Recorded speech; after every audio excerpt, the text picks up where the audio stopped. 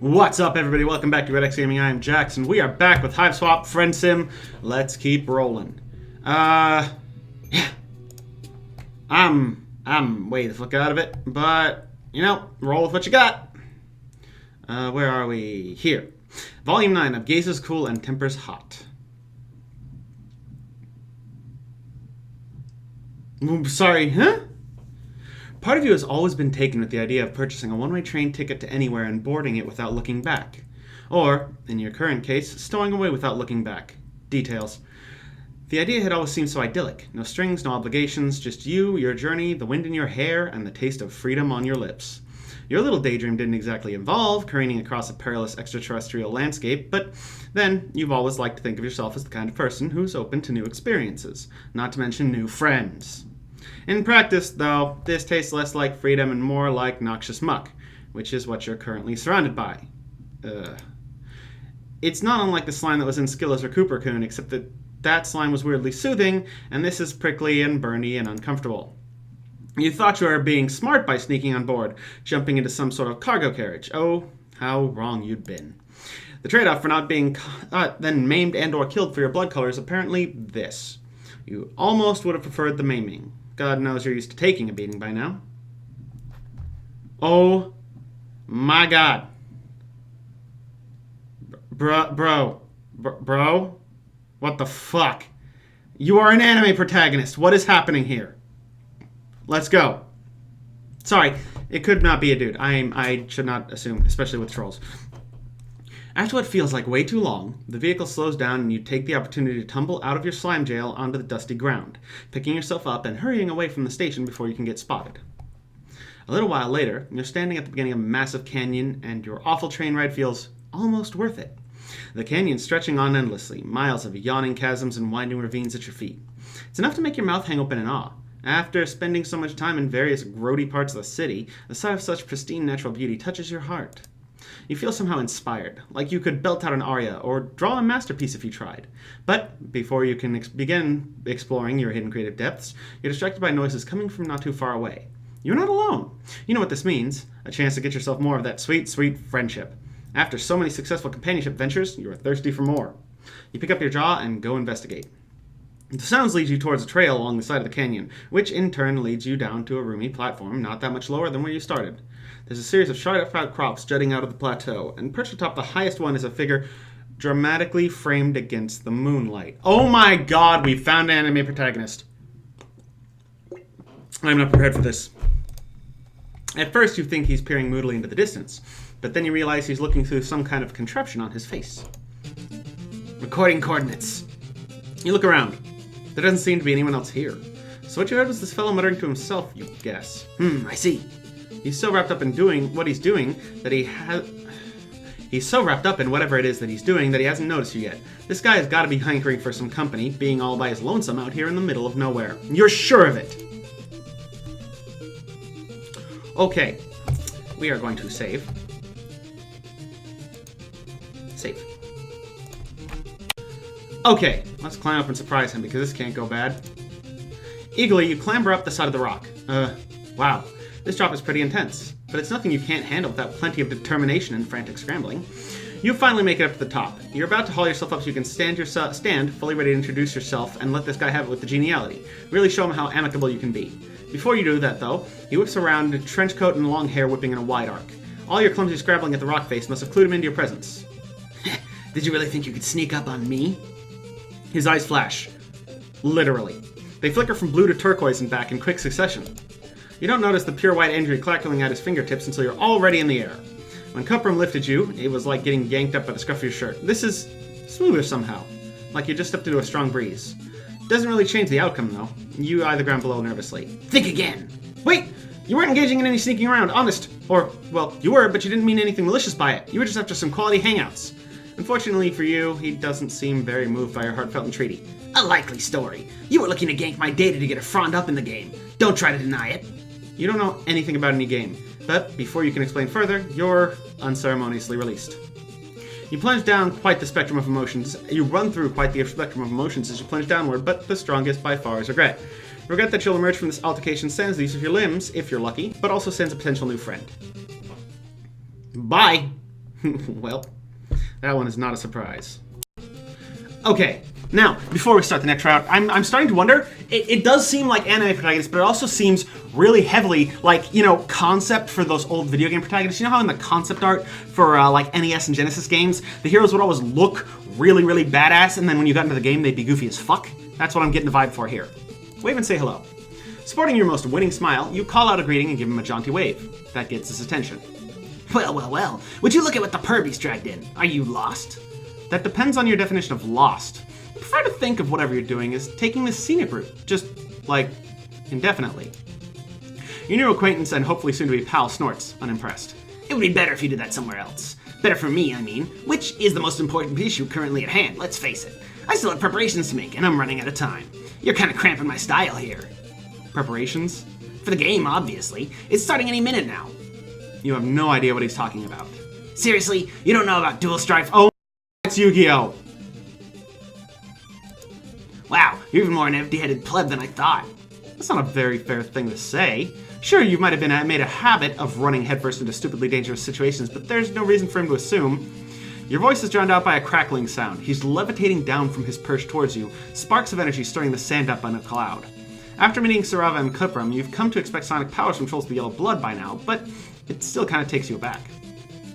You stumble backwards, falling on your ass. The troll is unbothered by your spill, continuing to address you while you're sprawled on the ground.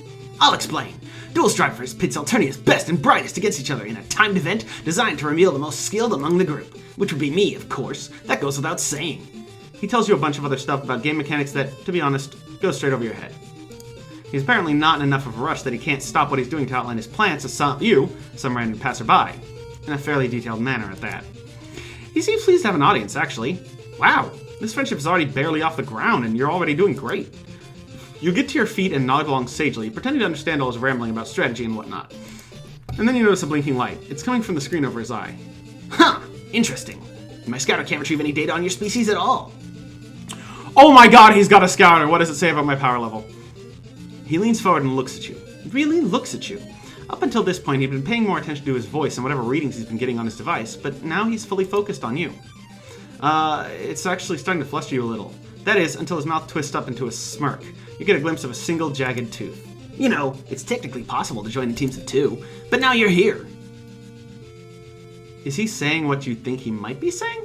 Excitedly, you clarify whether he's asking you to join the game as his partner. Ha! Sure, I just love teaming up with clueless nerds like you. No. You'd be a nice element of surprise, though. I could use you as a collateral resource. Fodder, a lackey. What do you say? Oh my god, he's a fucking anime villain, I'm sorry. That doesn't nearly sound as flattering. But it's an opportunity to help, and you've founded so many great friendships on doing whatever favors random strangers have wanted you to do for them already. Why stop now? Save. Save. Save. Screw this. You know what? You're better than this. Who does this guy think he is, trying to turn you into his minion? Everyone keeps expecting you to be useless, and you're tired of it. You've accomplished great things, you say, stamping your feet, kicking up a real hullabaloo. You're a big deal on your home planet. People practically quiver in their boots when you walk past. And even if you weren't a big deal, even if you were the smallest fry around, you're pretty sure you could take whatever he could dish out.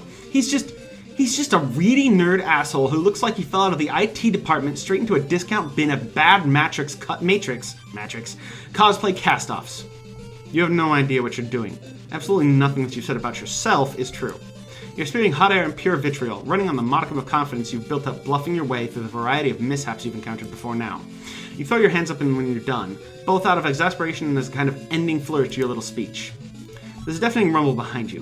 When you turn around, it's just in time to see one of the outcrops shudder dramatically into a pile of detritus.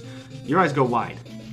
Either the rock was already weakened and chose this moment to break, resulting in the best coincidence ever, or you have secret telekinetic powers of your own that you've never known about until now. Whichever it is, it grants your venting session a heavy dose of gravitas. Azdaja looks at you with a complicated expression of his face, like he's mad at you, but also like you've paid him a really nice compliment. What a brazen proposition! What? Proposition? If you're propositioning anything, it's for him to consider you an equal rather than some kind of sidekick, that's all. Let me tell you something, alien. I've heard things through the spherical fruit string about someone else in my line of work who caused quite a stir recently. Alerts have been blowing up, saying a gold-blood girl assassinated a sea dweller. Hell yeah, she did! I had reason to suspect she'd show herself here today. I was looking forward to seeing if she's as good as the rumors say she is. A gold-blood girl. And that's what the alerts say. But as one of the best mercenaries in the business, I know better. They must have been wearing a disguise. He points a finger at you. You, despite not being of Alternian origin, have a record. You've shown up here, due to a dueling session, in a rumpus robe and nub stilts. He indicates your flowering gown and heels. Which could easily be another disguise to throw off the drones off your scent. And, as you so graciously just demonstrated, you're powerful. You're easily the most suspicious person I've come across here yet. Who's to say that you're not the mysterious killer? You realize that he's floating gradually higher and higher in the air as he's talking to you, until he's hovering over you almost predatorily. Shit. What have you done? If it's a fight you want, it's a fight you'll get.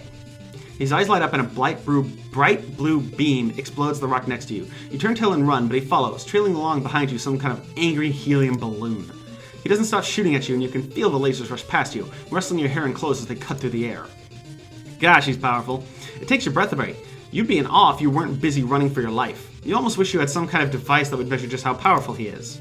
Except, no, not really. On second thought, knowing his exact power level would probably be so frustrating that you immediately break whatever device that would call for, with your bare hands.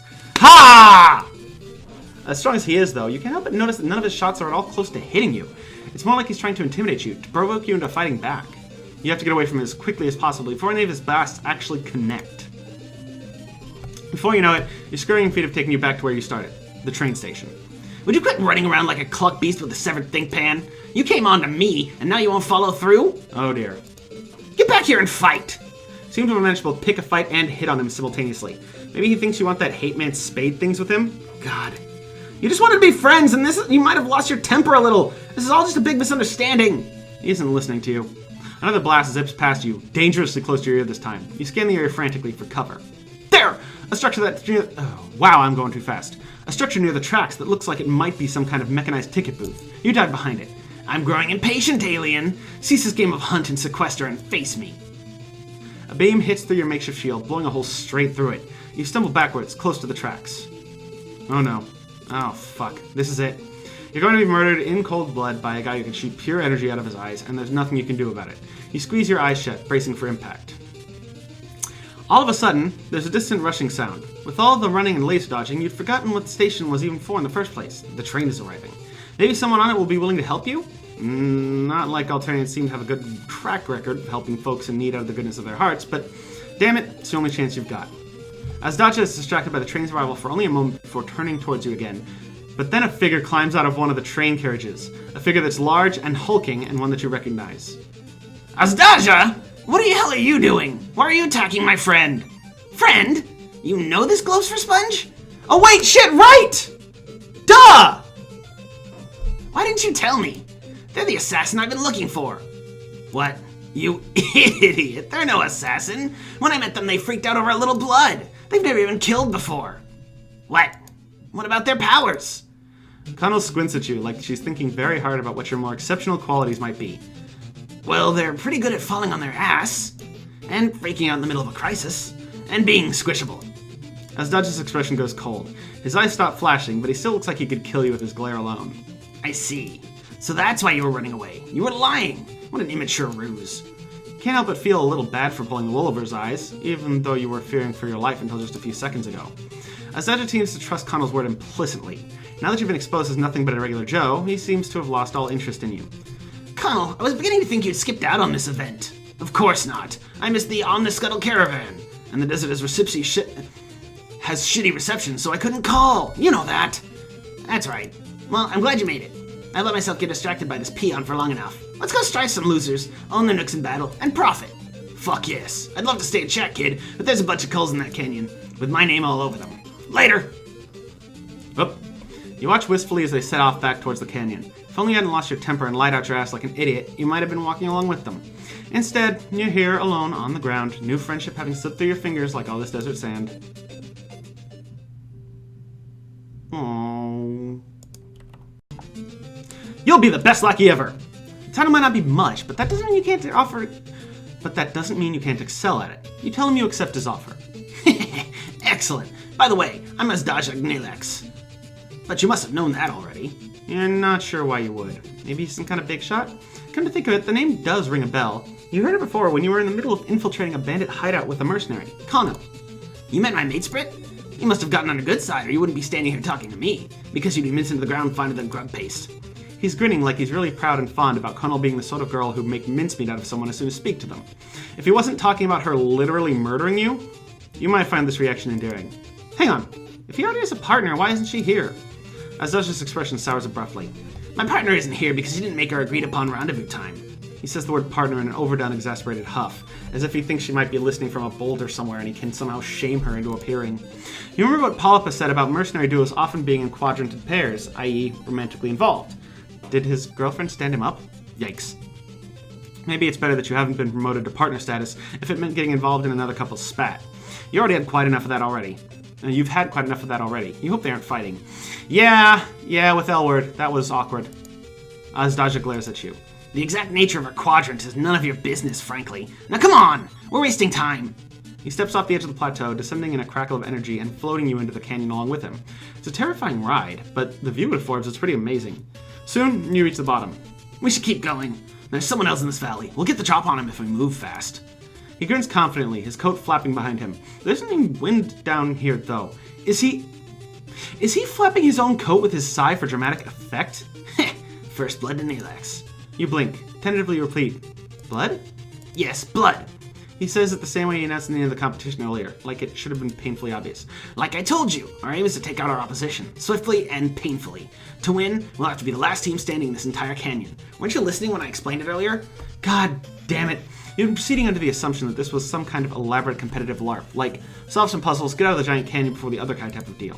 Perhaps arm wrestle your competitors into submission if you run into them, but no, this game involves actual violence. You probably shouldn't be surprised. You've been on Alternia long enough to discern that, boy, trolls sure do love killing. You've made friends with plenty of trolls who have less bloodthirsty hobbies, though. You ask them whether these others considered getting into excessively bodily forced poetry or streaming sick beats. Please, you're kidding, right? Now is no time for joking around. Don't tell me you've already getting frosty strut pods. I can't work with someone with such a flimsy sense of conviction. You reassure him that no, of course not. Your strut pods are toasty as all heck, but he's no longer paying attention to you. His scouter glints. There! He flashes past you before you can blink, riding the waves of his side to a collection of rocks sitting behind you. Target acquired. Nice try, think you could outsmart me by laying in wait and launching an ambush. Cowardly move. And sloppy. Very sloppy. Now, prepare to get owned. Resistance is few. Oh, fuck. Abruptly, Azdaja freezes. You hesitate, unsure what sort of threat you're dealing with here, but then a troll girl with a cerulean blue symbol on her shirt pops up from behind the rocks. She giggles menacingly, making Azdaja turn towards you. His expression is blank, his nifty brain powers now under your competitor's control. To echo Azdaja's sentiment, oh fuck. You need to do something fast. You can have the harebrained thought that maybe you can grab Azdaja and physically wrest him from her control. You launch yourself toward them in a mad dash, attempting to call out a chilling battle cry, but it comes out as more of a pathetically broken yell. The girl laughs again. Azdaja's eyes flash brighter than you've seen so far, almost blinding. Oh hell, they really straight up eye lasers, aren't they? And they're really powerful, holy shit! You've met some strong trolls, but this kind of power is something else. If Azdaja was a character in a video game and you were to assign him some kind of quantifiable power number to measure his power, some kind of level perhaps, that number would be, well, it would be very high, is all you're saying. How many times are you gonna make that fucking joke? Azdaja's lasers shoot at a point above you, scoring a deep gash in the rock and sending rubble toppling downward. You reach out, grabbing Azdaja's coat. You have to get out of here. The girl doesn't stop you, merely leaping out of the way of a certain doom that's hurtling rapidly towards you. You think you see something out of the corner of your eye, some last dip hope, and not getting squashed flat as a grub cake. You race towards it. Your first thought when you next open your eyes is that death has finally come to tenderly cradle you in its sweet, loving embrace. But you quickly realize that you're in a cave, not the afterlife, and that the reason you can even see anything right now is because of the area around you is brightened by a light coming from Azdaja's scouter. Through sheer dumb luck, you must have run towards a single safe spot in the entire ravine, this hole in the ground. It's as if this hole was sitting here, carved out of rock, waiting to be your escape route. You might even say this hole was made for you. Fucking! Fuck! You wince, covering your ears. Could you keep it down, maybe? Your nerves are a little shot from almost dying for the umpteenth time this week. No, I will not keep it down! Curses, I can't believe this. Who does that blue blood think she is? Does she realize who she just messed with? Wow. He looks really mad. Instinctively, you reach out to execute that slow face pat that trolls seem to find so soothing, but he slaps your hand away. What do you think you're doing? I already told you I have a Moirel. You stammer out an apology. It just seemed like the right thing to do. Plus, you thought Kono was his mate sprint? He seems to realize what he just said. A hint of yellow touches his cheeks, just barely visible in the light. That's what I said. I already have a mate sprint. You're pretty sure you heard him right the first time, and you're pretty sure there are two different sorts of relationships, but You let the subject drop. No need to rile up your new friend more than he already is. Your shoosh pap might have been rejected, but the attempt seems to snap him out of whatever pissed off funk he's gotten into. Let's get out of here. He follows the path of the cave. Can't he just blast you both out? Don't be stupid. If I did that, it would cause a cave-in. Are you that eager to get crushed? Good point. You're acting just like Kano, so ready to rush in without a game plan. If he means that an insult, its effect is kind of lost. He sounds more wistful than irritated.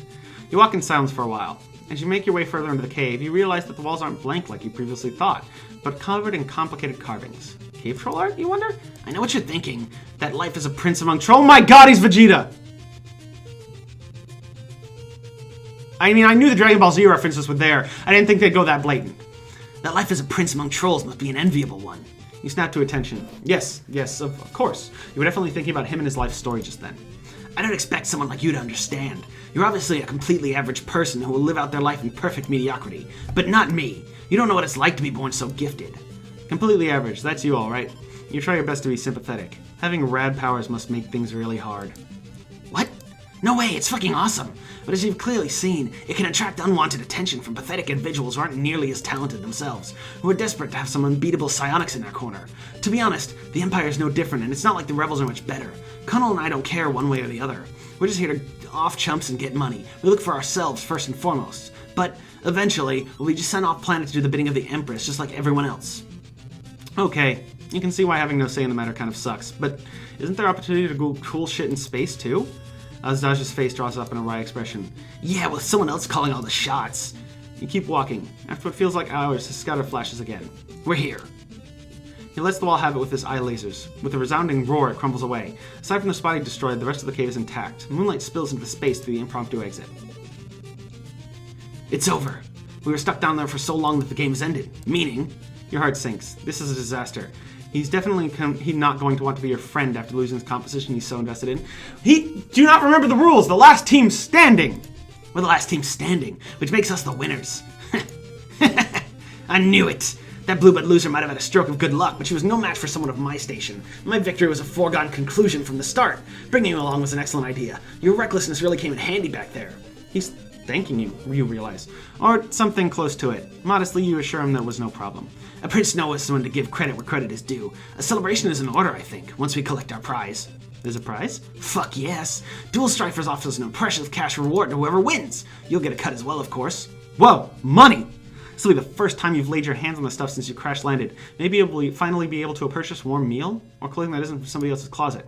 More important than the money, though, is that you've proven you aren't a complete fuck-up. You've earned Daj's trust and also his friendship. Yeah, we did it. All right, and there we go. That was Daj's route. It felt faster than the others, although that might have been because, with the whole high-energy music and frantic pace, I was talking really fucking fast because I do that and I need to stop. I'm working on it, guys. I'm really sorry. I'm working on it. Anyways, that's it for this episode. If you liked the video, you know what to do. Like, comment, subscribe, all that good stuff. If you want to buy me a coffee, the link is down below. I'd greatly appreciate it. If you want to catch me streaming, I stream Thursdays at 6 p.m. Eastern Time. The link is the same as my Twitter handle, GreataxeJakz. On Twitch, you can find it easy. And thanks for watching. Later, y'all.